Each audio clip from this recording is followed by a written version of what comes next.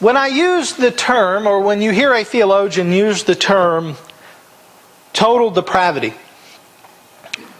it's important that we define and understand the definition of what that means.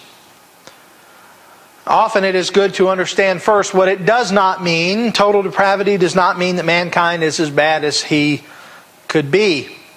Even horrible, horrible, horrible men like Adolf Hitler could have been worse.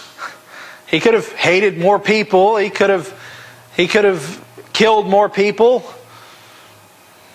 Could have hated his mom, I guess. I don't know. He could have been worse. All human beings are recipients of what we call common grace. The Scripture teaches that the rain falls on the just and the unjust. That all people receive a certain amount of grace from God that restrains them from total evil, utter depravity. That's part of God's common grace on all man's sin. Thus we are not as bad as we could be. We are totally depraved, but not utterly depraved. God restrains us. This then leads to the question, how does our sinful nature affect our lives? Well, the Bible teaches that our state, before God opens our heart, that we are in a state of inability. Apart from God's grace, we are unable to do good towards Him. I want you to see something with me. Turn to John 6. Don't lose your place in Romans 3. We will be back.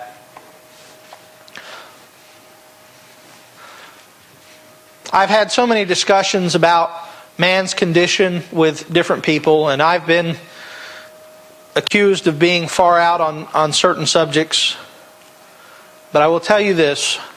If there is one thing that I'm absolutely convinced of, it is man's absolute inability, apart from God's grace, to do anything good towards God, because the words that Jesus spoke are without question. John 6:44 says, "No one can come to me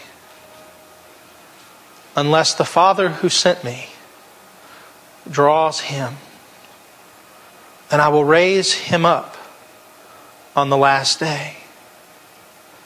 No one can come to me unless the Father who sent me draws him, and I will raise him up on the last day. You see that what the word "no one can come" means? That's called in logic a universal negative. No one can. You know, I could say no one can ride a bike, but I'd be wrong. Right? But I can say no one can jump to the moon. Right? So the question you have to say, if I say no one can ride a bike, what proves me wrong? One person riding a bike, right? If I see one person ride a bike, I'm wrong because I said no one can. That's a universal negative. So if Jesus said no one can come to me unless the Father who sent me draws him, that means if one did, Jesus is wrong. That means if one could, Jesus is in error. You understand that? That's a universal negative. He said no one can. Apart from the grace of God drawing that person in, no one can come. Same verse, or same chapter, look down a little further at verse 65. And I'm doing this from memory, but he says, "And this is why I said, no one can come to me unless the Father who sent me draws." No, what does it say? Granted him. Thank you. Because some people say, well, God draws everybody, and some people just won't come. That's not what it's talking about. The drawing action of God is the gracious changing of the heart of a person. It is the granting of a person life. No one can come unless that's granted to them by God. And Jesus said it twice in the same chapter, two different ways. He also said in verse I believe it's 37 of that same chapter, all the Father gives me will what? Will come. You see, that's why I have no problem teaching on the inability of man.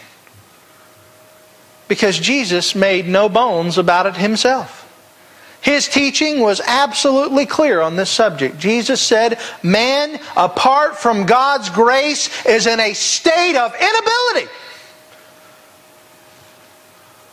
Not halfway able, not partway able, totally unable, until God Himself grants them life. Until God Himself opens their heart. God is the initiator.